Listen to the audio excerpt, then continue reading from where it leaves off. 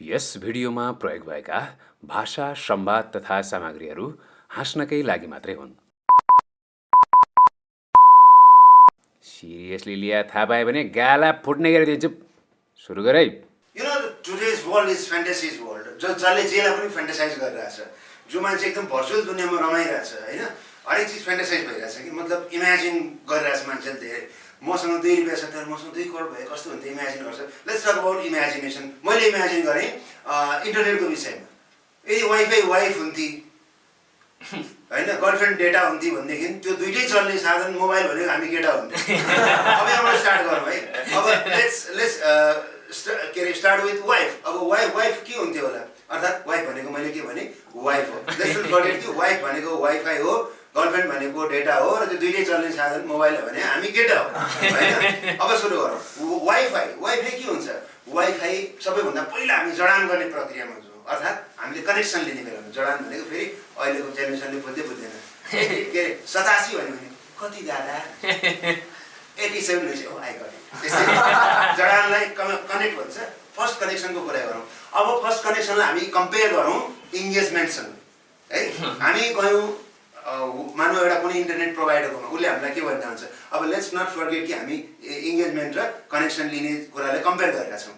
पहिलोचोटि गयौँ ससुराले हामीले के भनिन्छ, जस्तो हामी छोरी एकदम राम्री छ, हामी छोरी सबै कुरा पकाउन जानेकी छ होइन। अब यसैलाई इन्टरनेट भर्जनमा लिएर छौँ। कसरी भनिन्छ, सर हाम्रो सेवा एकदमै रिलायबल छ, अर्थात् हाम्रो छोरी कोही असमा लागेकी छैन, हाम्रो छोरी एकदमै हाम्रो इन्टरनेट कनेक्सन एकदमै डेडिकेट छ, अर्थात् हाम्रो केटीको कोहीसँग बोयफ्रेन्डसँग लभ परे होइन होइन।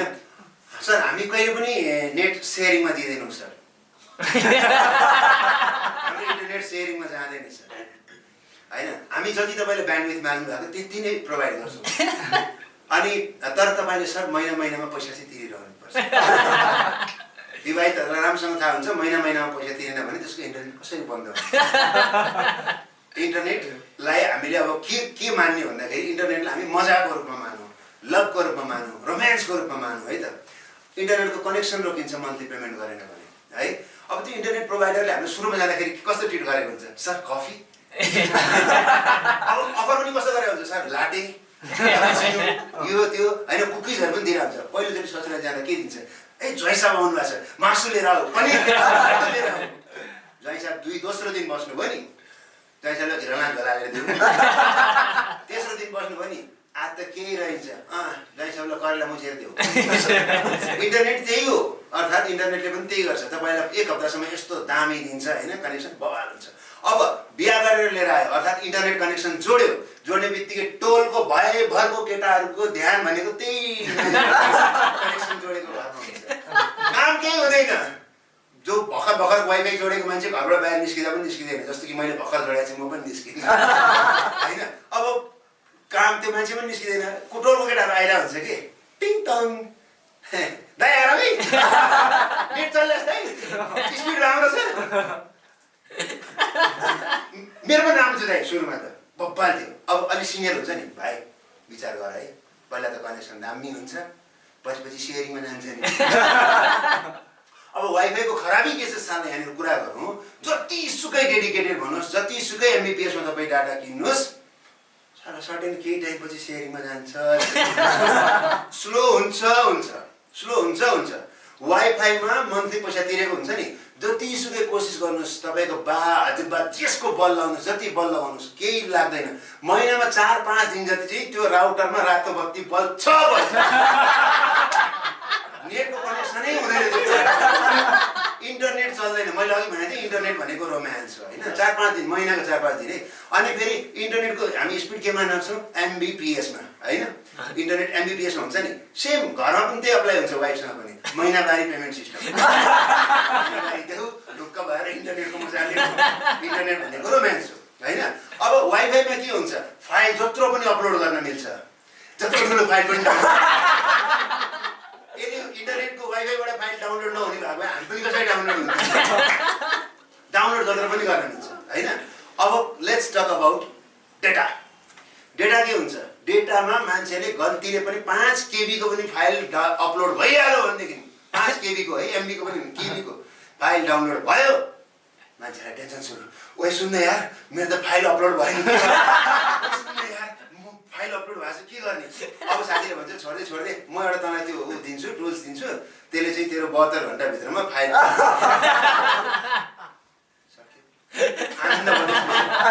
होइन डाउनलोडमा इफ इन केस केही चिज कहिले डाउनलोड गर्दैन डेटाबाट मान्छेले गर्छ मोरी काटी मोबाइलबाट त्यही मान्छेले मात्रै डेटाबाट डाउनलोड गर्न सक्छ होइन जो मान्छेले महिनाको 20-25 हजार रुपियाँ चाहिँ रिचार्ज गर्न सक्छ त्यो कुन नेपालीमा छ धेरै कमसँग छ पहिला नानीहरूसँग हुन्छ होइन अब डेटा वाइफाई के हुन्छ घरको एउटा कुनामा बस्छ है कुनामा कतै कुनामा बसिरहेको हुन्छ साथीहरू आउँछन् कसैले राउटर हेर्छ कसैले हेर्दैन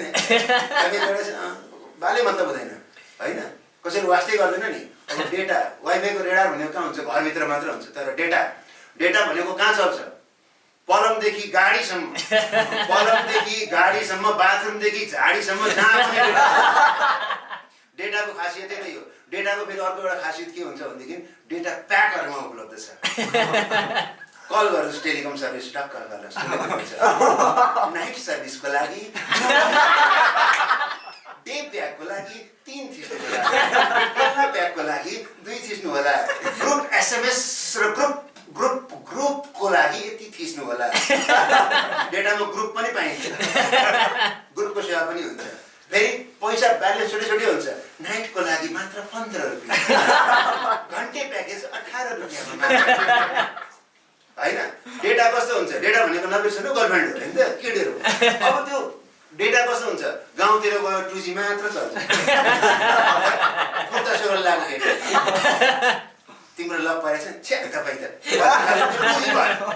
अब अलि सहरतिर आउनुहोस् 3G गाउँतिर 2G भयो सहरतिर आएपछि 3G चल्छ 3G कस्तो हुन्छ मोबाइलमा ढाक्क राम्रैसँग स्पिड पनि राम्रै हुन्छ होइन भनेको पट्नु पनि चाँडै पट्छ होइन अब मेट्रोपोलिटन सिटी आएपछि बल्ल 4G पाइन्छ 4G भनेको यस्तो हो बिना दरबार मार नआइकन त्यसको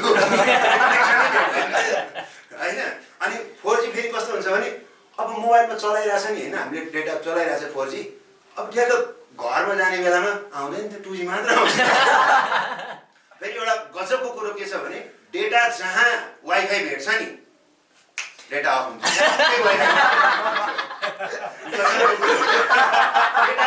मात्रै काम गर्छ डेटा आफै अटोमेटिकली अब भएर वाइफाई सुरु भयो होइन अब वाइफाई र डेटा अब वाइफाईको बेफाइदाको कुरो गरेँ डेटाको पनि केही बेफाइदाको कुरो गरौँ त्यो त डेटामा कहिले पनि रातो बत्ती बल्दैन कहिले पनि बल्दैन मोबाइलमा मात्रै बल्यो कहिले काहीँ रातो बत्ती होइन त्यो पनि चार्ज भएन भने अब वाइफाईको लागि हामीले एमबिपिएसमा गरे हुन्छ नि डेटामा हामीले के हुन्छ भनेदेखि हामीले जति धेरै रिचार्ज गर्छौँ त्यति धेरै हाम्रो डेटा चलिरहन्छ अन्टिल अनलेस मोबाइलको ब्याट्री सकिँदैन है मुद्दा त त्यतिखेर आउँछ अब डेटामा एउटा अर्को सबैभन्दा दामी डेटाको फिचर के छ भनेदेखि मोबाइल अनुसार उसको पर्फर्मेन्स हुन्छ तपाईँ कस्तो मोबाइल चलाउनुहुन्छ अब शान्ति नै यस्तो नर्मल खालको स्मार्टफोन चलाउनु थियो 2G नै चल्छ तपाईँको भनेको अब धेरै भयो भने उता गङ्गापुतिर सुन्दारातिर अब त्योभन्दा अलि राम्रो तपाईँको महँगो फोन छ 3G चल्छ भनेदेखि तपाईँको ठमेलतिर तपाईँको त्यो डेटा चल्छ होइन अझ ल्याटेस्ट फोन आइफोन 10X होइन स्यामसङको 10 यस्तो सिरिजहरू छ भनेदेखि याकिन यति दरबारमा होइन रेडिसन आया यता 4G चल्छ डेटा त्यो खालको हुन्छ कि डेटा मोजा त्यो छ कि डेटाको अब वाइफाईको फेरि ब्याक टु द वाइफाईको के हुन्छ हामी धेरै भयो भनेदेखि के हुन्छ घरको चर्पीसम्म हामीले प्रयोग गर्न सक्छौँ हामीले म्याक्सिमम प्रयोग गर्ने त्यो चर्पीमा बसेर हो होइन हामीले फाइलहरू अपलोड डाउनलोड गर्ने पनि कहाँ हो अब डेटामा हामीलाई डेटा त कहिलेकाहीँ भयङ्कर दुःख दिन्छ हामीलाई कहिलेकाहीँ एक्सट्रिममा हामीलाई इन्टरनेट चलाउनु मन लाग्यो एक्सट्रिममा इन्टरनेट रात पर्छ धोका दिन्छ नि डेटाले ब्यालेन्स छैन डेटा चल्दैन अब इन्टरनेट कहाँ गएर पोखौँ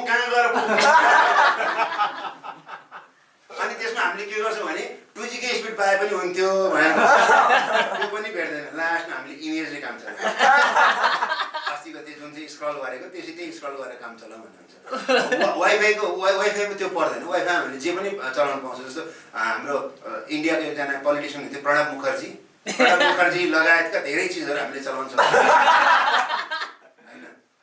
सो डेटा र वाइफाईको बिचमा यो कनेक्सन थियो। तर जति जेसुकै भन्नुहोस्, वाइफाई जस्तो सुकै स्ट्रङ होस्, डेटा जस्तो सुकै होस्, वाइफाईले जेसुकै गरोस्, डेटाले जेसुकै गरोस्, जस्तो सुकै हामीले भर्चुअल वर्ल्डमा लिएर जेसुकै गरोस्, जतिसुकै मजा दियोस्, वाइफाईले जतिसुकै फुर्ती लगाओस्, हामी यो दिन्छौँ त्यो दिन्छौँ यहाँ त्यहाँ जति भने पनि, र डेटाले हामीले यो 4G यो त्यो जे भने पनि, एउटा कुरा चाहिँ के याद गर्नुपर्छ भनेदेखि दुइटै चल्नको लागि पहिला हाम्रो मोबाइल सेट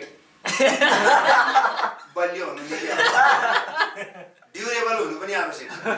अब ड्युरेबल भन्नाले मोबाइल सेटले मसलै पिस्नुपर्छ भन्ने त छैन, तर त्यो कहाँ पिसिन्छ त्यो हामीलाई मात्र थाहा पिसिरहेको हुन्छ। त्यसैले पहिला आफ्नो मोबाइल सेटलाई बलियो बनाऊँ र मोबाइल सेटको दुरुपयोग कहीँ पनि नगरौँ। यसले कुनै भिडियो खिच्ने काम पनि नगरौँ, गलत हरकत गर्ने प्रयास पनि नगरौँ। वाइफाई, डेटा र मोबाइल जेसुकै भए पनि, यदि वाइफ भनेको वाइफाई हो, डेटा भनेको गर्लफ्रेन्ड हो भने हामी त्यो चल्ने भनेको मोबाइल केटा हो नि त। हामी रेस्पोन्सिबल हुन सिक्नुपर्छ। Thank you.